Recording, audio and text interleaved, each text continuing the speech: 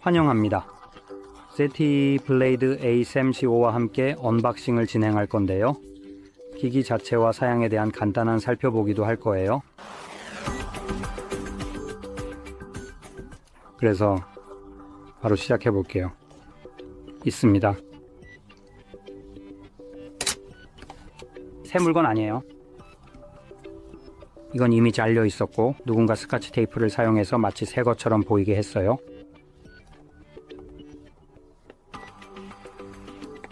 그냥 제가 이걸 진행할 거라는 걸 증명하기 위해서요. 저는 폴란드 사람들을 좋아해요. 그들은 항상 그렇게 묵직해요. 젠장, 쓰레기 같은 놈들. 자, 여기 스카치 테이프가 있습니다. 빛을 그대로 비추게 할게요.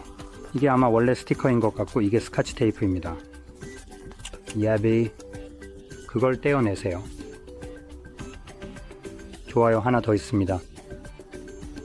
누군가 당신이 사람들을 정말로 속이려 한다는 걸 알아차리지 않도록 해야 해요.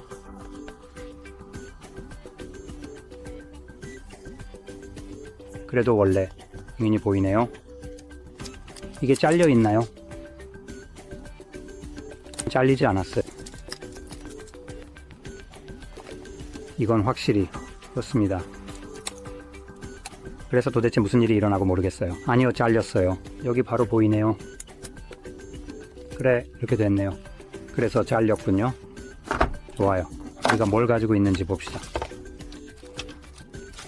그래서 우리는 화면 보호기, 서류, 그리고 기기 자체를 봤습니다.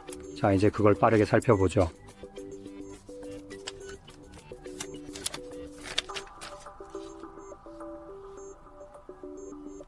디스플레이에 긁힘이나 그런 게 있는지 확인하고 있어요. 좋아요, 괜찮아요.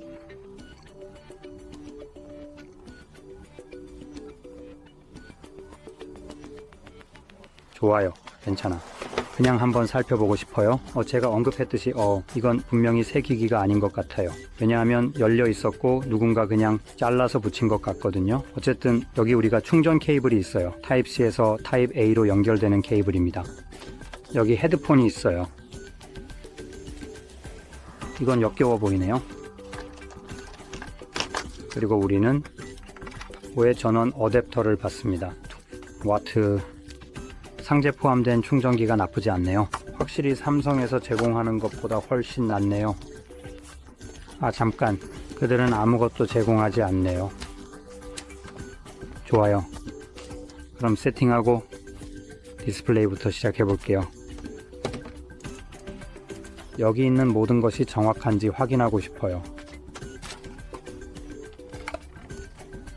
저는 기본적으로 사양에 대해 이야기할 건데 모든 정보를 나열하는 사이트로 GSM 아레나를 보고 있어요. 우리는 이 부분에 있어 정말 잘하고 있어요. 이게 같은 전화인지 확인하고 있는 중이에요. 이미지가 조금 다르게 보이긴 하는데 솔직히 말해서 같은 것 같아요. 69 90Hz 알겠어요. 신경 쓰지 마세요. 여기에는 조금 다른 기기가 나열된 것 같아요.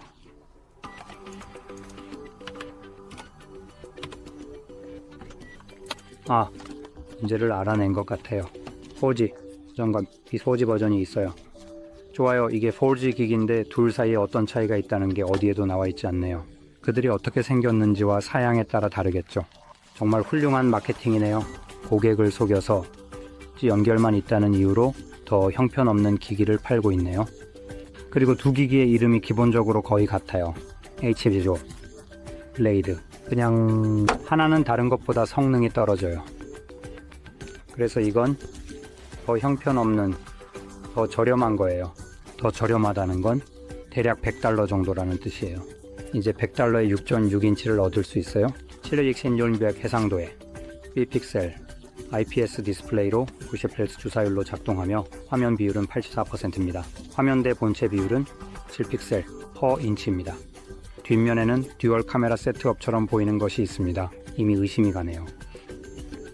네, 부분에 대해서는 아주 정확할 거예요. 여기 주요 센서는 50메가픽셀 f1.8인 것 같아요. 조리개가 넓은 센서로 30프레임으로 1080p, 비디오를 촬영할 수 있습니다. 그리고 앞면에는 8메가픽셀 카메라가 있습니다. 이제 내부로 넘어가면 5.1mAh 배터리와 23W의 충전 속도가 있습니다. 꽤 괜찮고 4기비의 RAM이 있습니다. 여기 적혀 있는 8기가비가 아닙니다.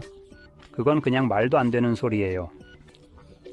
다시 말하지만 이 말도 안 되는 것에 대해 비판할 기회를 잡겠습니다. 정말로 소비자들을 오도하고 사기치는 완전히 불법적인 부정행위라고 생각합니다. 128GB로서 기가바이트는 저장소를 의미하며 여기에 저장소는 eMMC 1입니다. 그리고 두 가지 옵션이 있습니다. 실제로 128GB와 256GB가 있으며 두 옵션 모두 4GB의 램을 가지고 있습니다. 이제 이들 중 누구도 8GB의 RAM을 가지고 있지 않습니다. 이제 램은 랜덤 액세스 메모리입니다. RAM이라고 불리는 이유는 특정 기능을 수행하기 때문입니다. eMMC 저장 유형도 특정 기능을 수행합니다. 저장소는 데이터를 저장하기 위해 만들어졌습니다. 그것은 오랜 기간 동안 데이터를 보관하기 위해 존재하며 데이터가 손상되지 않도록 하는 것입니다. 반면에 RAM은 데이터를 저장하기 위해 설계되었습니다. 매우 빠르게 접근할 수 있으며 시간이 지나면 필요하지 않기 때문에 플래시 메모리로 전환됩니다. 거기에는 없습니다.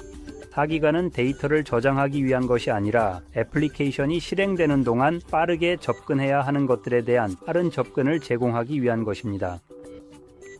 애플리케이션이 닫히면 그 데이터는 RAM에서 완전히 제거됩니다. 거기에 있을 필요가 없기 때문입니다. 예를 들어 휴대폰이나 PC에서 게임을 할 때 괜찮은 사양을 가지고 있는데도 불구하고 장치나 게임이 버벅거린다면 보통 그 원인은 이 경우 부족한 RAM 때문입니다. 비디오 램, 기본적으로 같은 전제입니다. 게임은 두 개의 더 큰 텍스처를 가지고 있고 새로운 텍스처를 로드하기 위해 일부 텍스처를 제거해야 합니다. 그리고 나서 그것에 빠르게 접근하려고 합니다. 그래서 그렇습니다. 기본적으로 RAM은 그런 용도로 사용되고 저장소는 데이터를 저장하는 데 사용됩니다. 그래서 이런 종류의 설명을 할 때 저장소를 RAM으로 변환하면 같은 성능을 얻을 수 없습니다. 만약 우리가 그렇게 했다면 PC에서 테라바이트의 RAM을 훨씬 저렴한 가격에 가질 수 있었을 것입니다. 하지만 대신 32GB의 램을 위해 $200 이상을 지불해야 했습니다.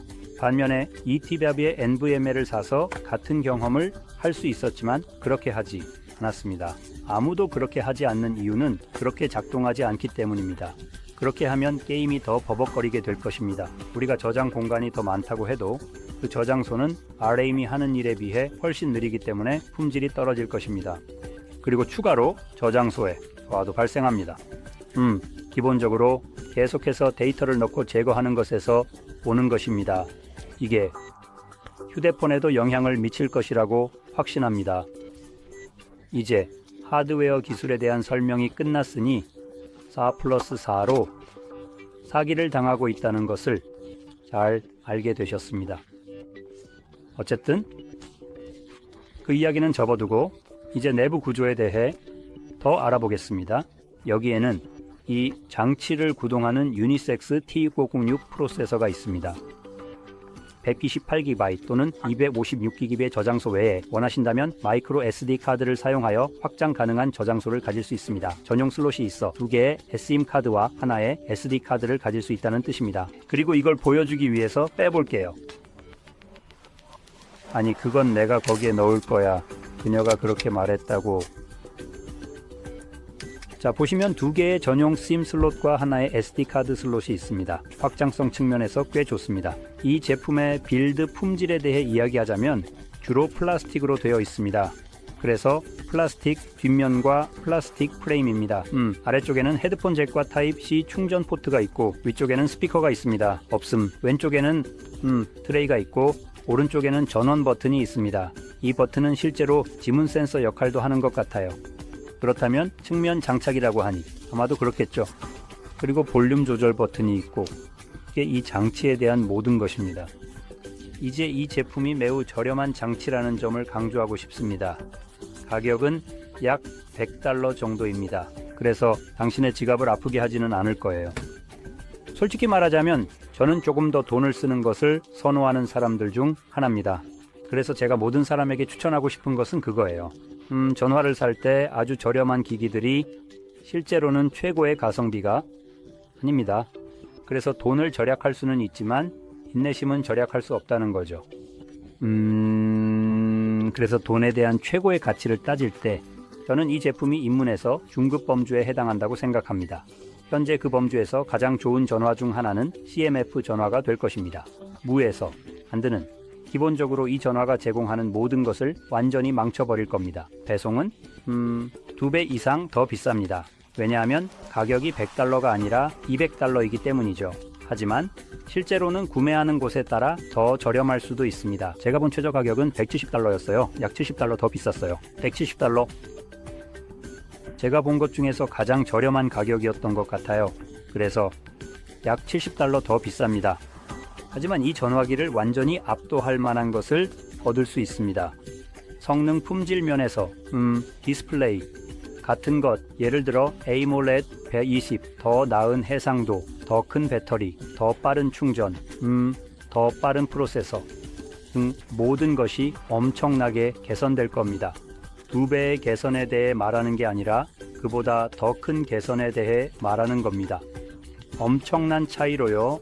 그래서 만약 그런 옵션이 있다면 조금 더 비싼 제품을 선택하는 것을 추천해요. 실제로는 그렇게 하지 않는 게 좋습니다. 이런 아주 저렴한 기기들에 대해서는 여러분이 지불하는 금액이 있죠. $100가 그렇게 비싸지 않을 수도 있지만 이 기기는 성능이 엄청나게 떨어질 거예요. 그리고 이게 아마 많은 사람들이 애플을 좋아하는 이유 중 하나라고 생각해요. 왜냐하면 $100에 이런 전화기를 사는 경험을 하게 되면 그리고 나서 통신사가 이런 종류의 전화기를 제공하면 사용해보면 기분이 안 좋거든요. 그냥 느리게 작동해요. 그리고 가장 싼 사과도 있습니다. 그리고 무슨 일을 하든 항상 잘 작동해요. 상당히 더 비쌀 거예요. 하지만 안드로이드가 이렇게 작동하고 애플이 이렇게 작동할 때 모든 안드로이드가 이 정도로 형편없을 거라는 잘못된 비교를 하게 되는 거죠. 그렇지 않아요? 제 6년, 5년 된 전화기가 이 전화기보다 훨씬 더 잘 작동해요. 그리고 그건 이미 정말 구식인 기기예요. 그래서 제가 말했듯이 중급 카테고리의 제품을 선택하는 것을 강력히 추천해요. 이렇게 하면 성능이 훨씬 더 뛰어나고 더 오랫동안 사용할 수 있는 전화기를 얻을 수 있어요. 그건 또한 중요한 부분이죠. 돈의 가치 측면에서 정말 중요해요. 왜냐하면 만약 내년에 이걸 업그레이드 할 거라면 정말로 돈을 절약한 건가요? 어쨌든 그렇게 말씀드리고 싶어요. 정보가 도움이 되셨기를 바라며 좋아요와 구독 부탁드립니다. 감사합니다.